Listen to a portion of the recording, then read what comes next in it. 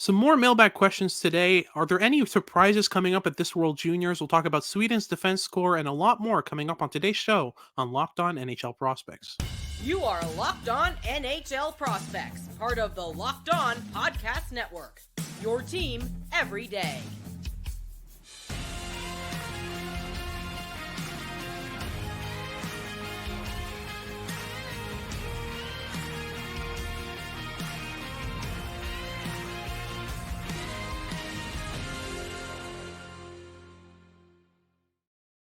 Hello, and welcome back to Locked On NHL Prospects, part of the Locked On Podcast Network, your team every day. On this podcast, we break down everything prospects related for you 5 days a week, Monday to Friday.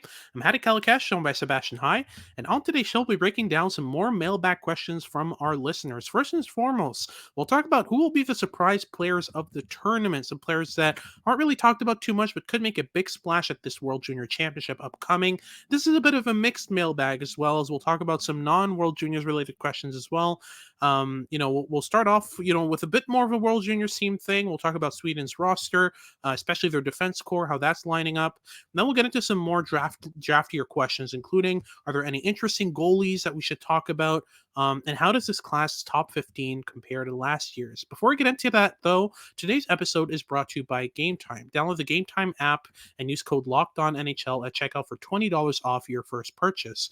If you're listening on YouTube, make sure to like and subscribe. Leave us a comment letting us know what you want us to talk about next. And if you're listening on your favorite podcasting platform, whether that's Spotify, Apple Podcasts, Odyssey, or wherever you get your podcasts, make sure to make us your first listen of the day. All right, so let's get it started off. We'll start off with this question here that I think we can spend a decent amount of time on. Who will be the surprise player of the tournament? This is from a longtime listener of the show, Casey Lee. Thank you for sending in that question, Casey. Let's get that started here. So, let's start off with Team Canada. Are there any surprises there and any players you think will make a big splash that we're not expecting? I'm leaning Jordan Dumais. I think he always kind of outperforms what we expect of him. Any other names that you think could kind of go in that conversation for Canada? Jagger Furcus is in my mind a good candidate. If he cracks the roster, I think he could get all the way up to the top six and really be a versatile offensive threat. So he'd be one option. I think if we're looking in terms of the bottom six, I think that Easton Cowan could be a really, really, really good piece for Team Canada if they bring him. But I mean, look, this is Team Canada. Like if we're talking like surprise breakout players, they're all going to be players that are like first or second round draft picks anyways. So perhaps less like super surprising names, but it's an excellent team. So you're going to see some depth players pop off anyways. Oh, for sure. I'll throw one name in there, and a lot needs to go right, but Sam Dickinson for me on D could be a very decent surprise standout in this roster. And I think that's going to bump his draft stock even further if he does make this roster. That's for Team Canada. For Team USA, we have got options. We talked about him last episode, but James Higgins, a 16, 17-year-old, I think could make a big splash, especially if he makes the top six. Especially if he's playing against, beside the likes of Frank Nazar, Isaac Howard, Ryan Leonard, Rutger McGroarty. There are so many good options to play beside him, and I think that Higgins could, he's an ultimate play connector. He's an ultimate transition driver, and I think that when you bring that skill set into a World Juniors tournament, I think it's a play style that gels with so many players in this roster that I think he can make a decent splash. And speaking of surprise standouts, I'd throw Gavin Brindley's name in there. I think that he's going to make a decent splash. He's been really good for Michigan, playing some really decent hockey. And especially if he's placed on a line that's more offensively driven, on which he will be trusted with more of the defensive side of the game. I think that's a comfortable position for him to be in. Him and Oliver Moore, like that combination of skills would be ridiculous, right? Oh, for sure. And I think one last name I'll throw into the mix is Jacob Fowler. Trey Augustine is likely going to be the starter going into camp at the very least. This is a player that Hockey USA is very, very, very familiar with. And he's basically been their starter for the last two World Junior Championships already. But I think Jacob Fowler is going to give him a pretty good run for his money this year. Oh, for sure. That's going to be a hell of a goalie tandem. And you can't ignore Tyler Muslik as well, who's kind of like he was there last year and is still eligible. But despite that, Augustine and Fowler are just so good that I don't think you can really make a conversation of him. But yeah, Fowler and Augustine are going to be really, really interesting to watch as this Team USA roster unfolds. Moving on to Finland. Let's talk about Finland for a bit. I mean, some surprise standouts. I don't know about surprise standouts, but for me, Constant Helenius is basically forcing his way into the top six with the way he's Oh, playing yeah. right now in the Liga. Yeah, do you see him kind of outranking Kamel and Lambert in Finland's roster? Like, do you see him maybe eventually end up on the line with them, or is he kind of going to remain stuck behind Brad Lambert as the second line center? What do you think? Actually, is Brad Lambert still eligible? Yes, he is, right? I Yeah. think he is. Yeah, definitely. Yeah. Um, I mean, yeah, in that case, the 1C position is probably pretty locked up. But Yeah. beyond that, there isn't that much depth down the middle. I mean, Kamal's a clear winger, and then you've got what, like Kumpalainen and Kaskamaki as alternatives down the middle. And I think Helenius could make a pretty good argument ahead of both of those guys. So I think Helenius is a really good shout. Beyond that, Lenny Haminaho is playing some excellent hockey against the Liga competition right now as a pure goal scorer. I could see him doing some damage. And the other one is Artu Karki. Is a really fun offensive defenseman that I've liked a lot going back to his draft year last year. And he's Mhm. really ramped it up a notch in the OHL this season. So he's going to make a good shout for himself inside that top four for Finland. Yeah, absolutely. And yeah, I've checked. I'm 99% sure Brad Lamberts is eligible. He turns 20 on December 16th, but which I think is after the cutoff, I believe. So Isn't we the should be cutoff the fine on that end. 31st, though? I think it's the The cutoff. 15th. Either way, it's tight. Yeah, it's tight, but we'll see. But yeah, if Lambert isn't in that roster, then we're definitely talking about a slam dunk with Helenius on that top line. But yeah, we'll see how that goes and plays out.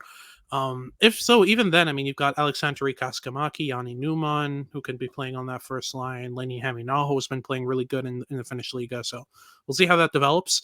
Other than that, on Finland, I don't really see much. Topias Lainen should be making a push, and I think has a decent chance of being their starter.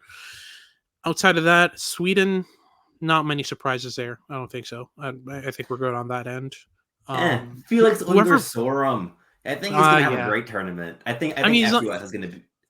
yeah. He's I already just, popping off, I just don't but think he's a surprise to us, is he? I mean, we know how good he is. to us, he wouldn't be. I think like he did make it. Like, he stuck in camp around a lot longer than he was expected to, which definitely makes him Mhm. less obscure. Beyond that, maybe Otto Stenberg, but again, we're still talking first round players. Like, this is a pretty good Swedish team, and Yeah, you're going to see first rounders in the bottom six on the third pairing. Like, Tom Valander probably isn't going to be able to leapfrog Havelit and yeah, ASP in that lineup, at least in terms of how good they are right now. And yeah, yeah, I think in terms of like real surprises, maybe Anton Wahlberg, but again, a top 35 pick, right? So, you know, yeah. It's just lots of what do good you players consider a that were picked high. surprise? Yeah. Yeah, exactly. I'd say the one for sure surprise is going to be Michael Branzak Newgard, not because no one's going to expect him to be as good as he is, but mainly because no one's going to be expecting Norway at this tournament. Because I don't think any casuals, especially, are keeping up to date on who goes up and who goes down in World Juniors divisions. So yeah, Norway's going to be playing Division One World Junior hockey, and it's going to be really really fun to watch them at this tournament. And I really expect Branzak Newgard to make a big splash at this tournament. It's going to be really really fun to watch. Outside of that, I mean, I don't really see much here that could count as a surprise. Any other names you might have in this conversation? I mean, it's a big if he cracks the lineup or not, but 16-year-old Adam Benyak, 5'9", 160 pounds, but a really skilled 16-year-old for Czechia. Yeah, He really impressed at the Linka in the summer, and there's obviously no guarantee that he's brought to this tournament, depending if that Czech team wants to kind of go for the older players. But if they really want to add a skill guy, I think yep. he's a good shout, and there's a non-negligible chance that he really pops off offensively, even against World Junior competition. Yeah, for sure. And yeah, he's playing pro hockey right now as a 16-year-old in Czechia. So I wouldn't put it past him. Like he's got that quality about him. But yeah, that wraps things up for our first segment. Where we talk about some surprises at the World Juniors. We'll get into our second segment here, where we talk about some more World Juniors related questions, including talks about Sweden's defense and how they line up, and especially how the right side of defense going to look, because they've got a lot of options. We'll get into that right after these messages from our sponsors over at Game Time and FanDuel.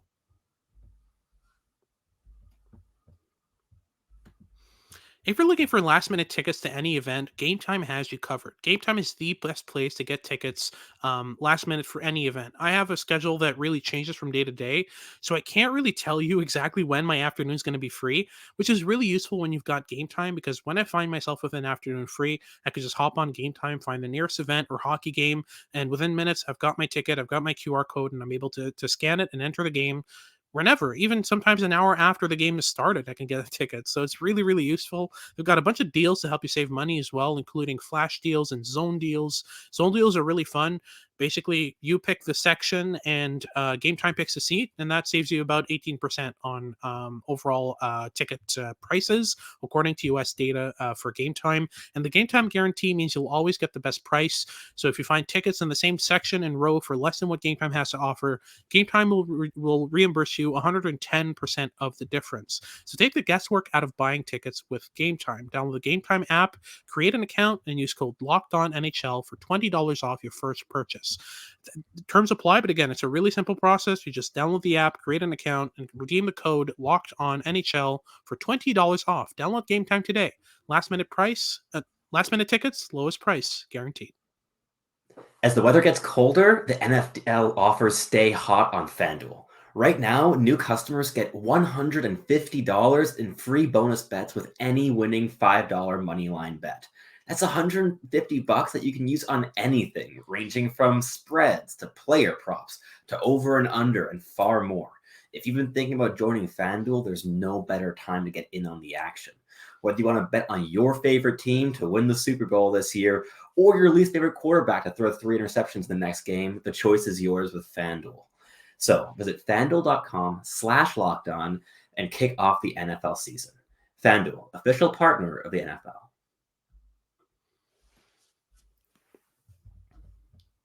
Alrighty, so moving on to some more mailbag questions from our listeners. We'll start off with a couple of World Juniors related questions, which we haven't really answered yet. First and foremost, Corbs44 on Twitter asks, which 17-year-old will make the roster? Draft eligibles that we have to look at aside from the popular ones. By the popular ones, I'm assuming the top 10. So no Celebrini, no Hellenius, no Dickinson. Outside of that, Emil Michael Hemming. Brandstad-Nugard. Absolutely. I mean, that one's easy. Like, I don't think he is one of the. Right, I mean, he's in our top 10, isn't he? Like he's certainly he's good. Not a consensus top 10 just yet. Yeah, he's close. I don't think it'll be long before he is. Yeah. But yeah, I mean, Brandstad-Nugard's the easy one, mainly because I mean, who else does Norway have realistically? All due respect to the Norwegian national hockey team at the U20 level. Him and Petter Vesterheim are the only two that I can name off the top of my head that could be worth, like, you know, that would be locks for this roster. Outside of that, it's going to be very interesting to see who they add. But yeah, Emil Hemming, I give a shout out to. Finnish prospect, playing really good Finnish hockey in the Pro League in Liga, and you know, has been overwhelmingly good in the junior 20 level as well. I think he's a very good shout for this roster. Even though they have a decent amount of forwards, Emil Hemming brings a goal scoring element that is always welcome on any roster, and I think that's going to be really interesting. For Sweden, Czech players. I got two Czech players for you. Yeah. Ondrej Koš, who is a really smart defensive forward, mainly playing on the wing. He's been playing in Finland this season, and he had a great Hlinka tournament, and he's been really good in my viewing since then as well. So he's one player that I could very easily see crack that Czech lineup because of his mature style of play. And the other one is Adam Yeko, who's a 6'5" center playing for the Edmonton Oil Kings in WHL. Also draft eligible. Not a player that I think is going to crack our top 50 this season in terms of draft rankings, but definitely has the profile of a player that can kind of force his way into a World Junior Championships roster, even as a draft eligible. Oh, for sure. Outside of that, though, it gets a bit complicated. I mean, we can talk about some 16-year-olds, Adam Benyak and James Hagens, but among 17-year-olds, not many Slovaks that put in that conversation. You know, Swiss, I mean, there's one player on Switzerland, it's Leon Mugli, who's been playing decent hockey in the Swiss National League.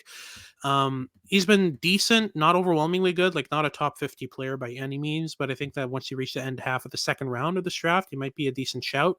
But yeah, if he makes the roster, it's going to be fairly interesting. He's a decent mobile defenseman, not the most, I mean, his panic threshold's a bit too high. Doesn't really understand when he needs to just get rid of the puck right away, like when he has 3 players on his back. But yeah, I mean, it's just I'm even then I'm a bit questionable on his eligibility for Switzerland. I don't know about that, but yeah, outside of that, it's a bit of a tough conversation. I wouldn't put too many players, too many draft eligibles in this conversation outside of the top 10, obviously. But yeah, how would you go? WJC Rankings asks, how would you go about lining up Sweden's defense? Having to cut one of Matthias Havelid, Elias Salomonsson, Axel Sandin Pellikka, I believe it's Albert Johansson, and Tom Villander on right-handed D seems difficult to do. Well, I have an easy solution for that. You just take the 5 best defensemen and shove them in your lineup, and that's it. But if you really have to make a pick among 3 right-handed defensemen of this kind of batch, Sandin Pellikka for sure. Havelid, between him and Tom Villander, I don't know.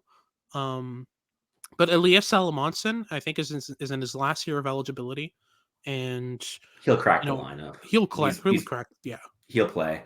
Yeah, like I think none of these players can really get cut reasonably. Like, yeah, Sweden's left-handed D core is a little bit weaker now than it has been in past years. Like we've seen guys like William Wallinder and Adam Engstrom graduate now. yeah. So you've got like Callie Adelius, and you might see a draft eligible surprisingly like make a case for himself, and Leo Salim Belenius maybe as a left shot defenseman, but that's only if they double down on bringing like 3 left defensemen. I think it's more likely that you see a pairing of 2 right shot defensemen. Like you can put Tom Villander with Axel Sandin Pellikka as your first or second pairing very easily and not have to worry very much. Same thing, like Matthias Havelid, I've seen play on both sides decently well, as long as like he's a smart offensive defenseman and he likes playing on his weak side in the offensive zone to get more shots off. So you could play him on the left, maybe. You can get creative. I don't know. Like, I'm not sure. Is it Anton or Albert Johansson? I'm not sure which one is. Johansson. I just it's Anton. Anton Johansson. Yeah, it's Anton. He's also really good. Like I've liked him a lot as well. So he's another player. Like you can bring Anton Johansson as your 7D and be very, very happy with your core. He adds a lot of versatility. He's big. He's strong. He's quite composed on the puck. That defensive core is going to be strong, and I don't think it's going to matter too much having more right shots than left shots. Yeah, same here. I don't think there's much of a question there, and especially if Sweden's smart with it, with their deployment of players, picking players who have played left D as right-handed defensemen. Salomonsson's in that conversation. Havelid's in that conversation. Definitely not Sandin Pellikka and Villander, but they could definitely be kind of shouts in that conversation for sure. And final question here of our second segment. David Sod asks, what draft year or draft -1 players are you most looking forward to potentially watching? That's an interesting verbiage. It takes us away from the, don't mention these guys. It's really just which are the ones that we're excited to watch. Celebrini for sure. Like, there's no doubt about it. He's going to be fun in this Team Canada roster.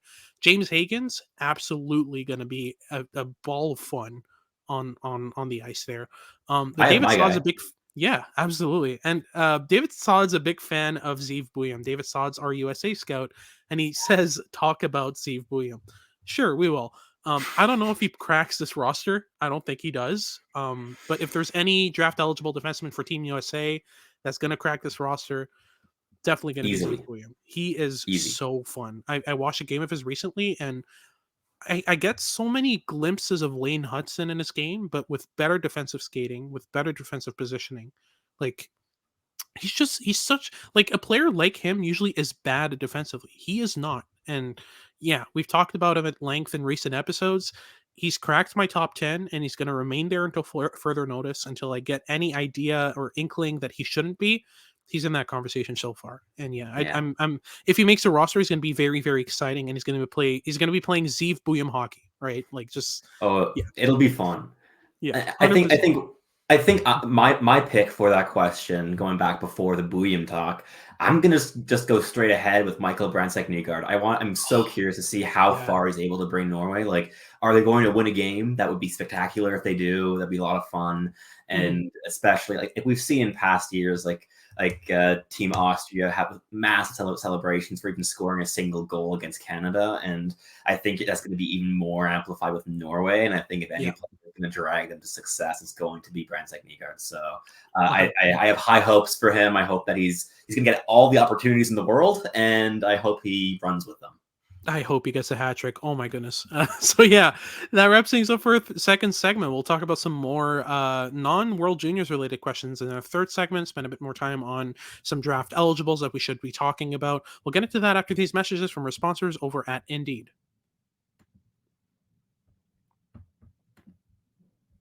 When you're drafting your fantasy team, do you ever wish you could do the same with your business team? If you're building a roster to win the league, you need Indeed. Indeed is the hiring platform where you can do pretty much everything in one place. You can attract, you can interview, and you can hire all on the same website. You don't need to spend hours sifting through different job sites, different applications just to look for the right candidate with the right skills. You can do that with Indeed very, very simply. They can help you find top talent really quickly with a suite of powerful hiring tools. Amongst others, you've got Indeed Instant Match, which is really useful. It's basically you can invite candidates to apply through Instant Match, and those candidates are 3 times more likely to apply to your job than candidates who only see it in search. That's according to US Indeed data. It's a very useful tool that helps you not only maximize the amount of people that reply to your job offer, but also maximizes your chance of finding the right candidate by giving you people who have the right tools in order to help you out.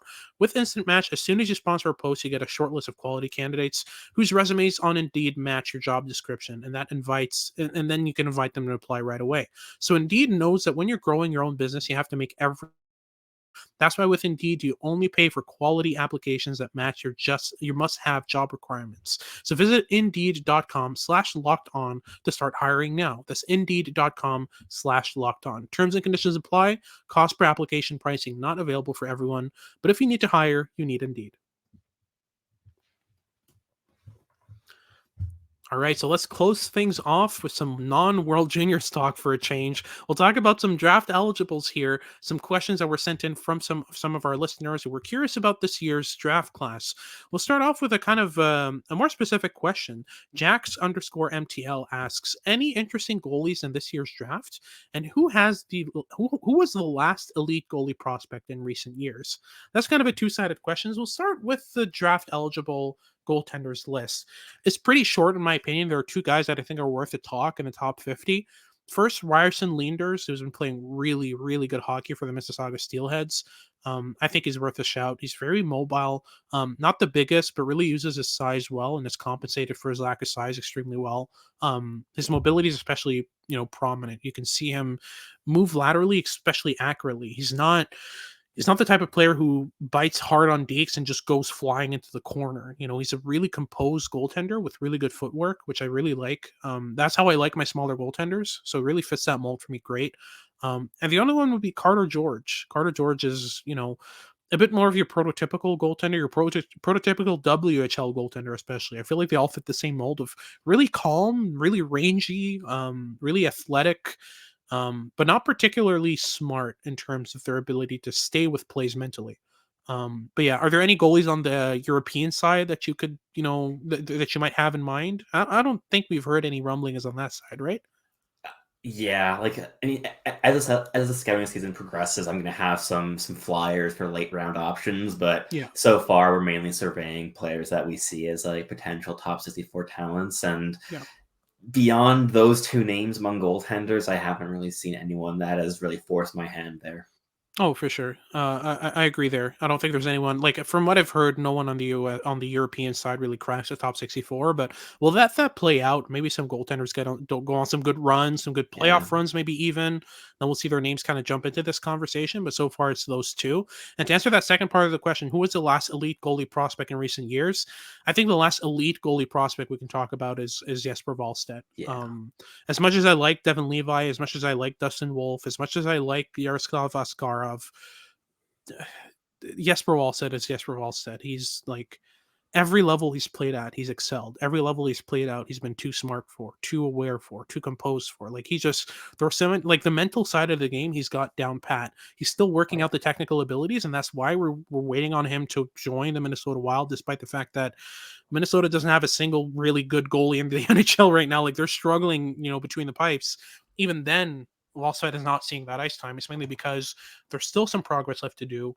His goalie coach is probably not yet comfortable with where his game is. But yeah, I remember both of us being big champions of Jesper Wallstedt in this draft year, and he ended up slipping outside the top 20. Why do you think that is? I don't know. Like Yeah, this was a player that I did not understand why he slipped. Like this is he broke every record he could break in his draft year season. He's quite a big goaltender. He's shown at every level that he's an elite prospect. yeah, And I didn't think it was very close between him and Sebastian Cossa in his draft. Like I had Cossa ranked well into my second round, whereas yeah, Volstead I had ranked third overall. So I had a bit of a gap between those two names in that year. But in terms of other candidates, like Skarov maybe, but there's always more shakiness with him than there was with Wallstedt, and there's always like maybe elite potential if everything broke his way. But yeah. yeah, Wallstedt was the last slam dunk elite a goaltending prospect that we've seen. Yeah, I fully agree. And yeah, that's that question. We've got one last one before we close things off, and I think we spent a decent amount of time on this. How does this class's top 15 compare to last year's top 15? That's from Ryan Lee on Twitter. Um, well, to put it simply, last year's top 15 was insane. It was a really, really good top 15. There wasn't any kind of major drop off. I feel like this year, we've talked about this already, but there are like distinct drop offs at like 3 and then like 11. Yeah. There are two distinct drop offs in quality, which make it a bit more difficult to kind of compare this year with last year's. I mean, obviously the top end talent last year takes a cake by far and away, but even well into the top 15, there were still some decent prospects available. Some guys that, could be top 6 pieces. I think once you reach 11, you've kind of ran out a bit of those bona fide like top 4 or top 6 players like at forward and D. Yeah. So yeah, I mean, definitely the top 15 this year is less flashy than last year's, but I feel like once you hit the further rounds of the draft, like there are some really interesting pieces, right? For sure. One thing I'll add, though, I think maybe the 5 to 10 range this year is comparable to last year. Yeah. I think that the top 5 last year was clear. The 10 to 15 range last year was well clear because we have a pretty significant drop off there this season. Yeah. But that 5 to 10 range, like we were talking about this off camera before we started recording this episode, that we've really quite liked the progression that we've seen from the top 10 group in this draft class since our last draft meeting. And Yeah. we're seeing guys like Hellenius and Lindstrom really popping off and forcing their ways into top 5 conversations for us. But eventually some of them aren't going to crack into our top 5. But if we're talking about guys like Sam Dickinson and Zane Perek and Cole Iserman, Michael Brandsteichen Nygard, these are all players that I think could be could contend with the 5 to 10 range last year, Oh, but for sure.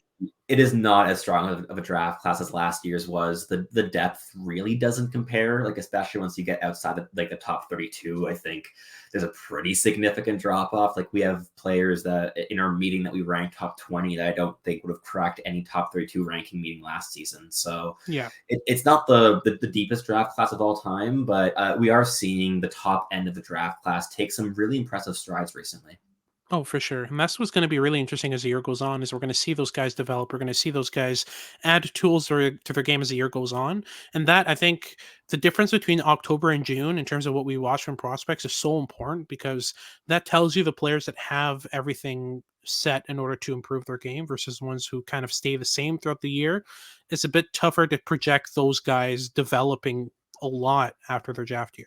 Whereas, a guy like Constantine Hellenius, I remember talking about him when he was 16, saying like, "Oh my goodness, these are some really decent individual tools that he has." And then right now he's playing a completely different game than what I saw from him when he was 16 in the Liga.